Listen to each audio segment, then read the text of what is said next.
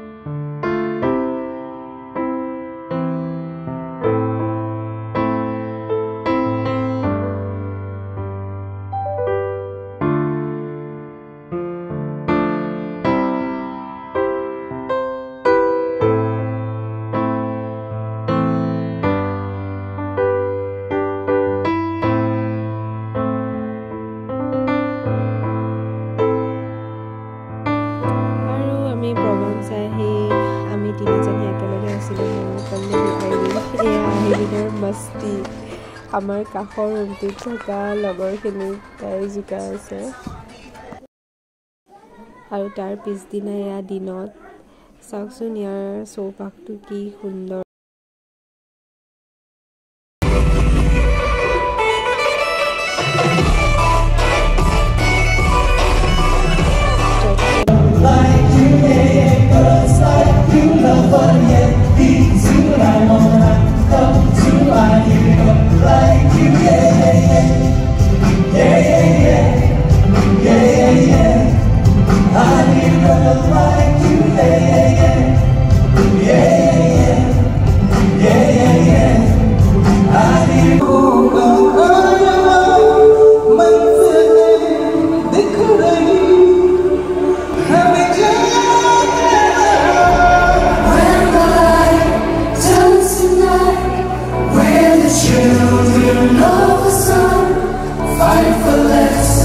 Fight for more, fight for everything.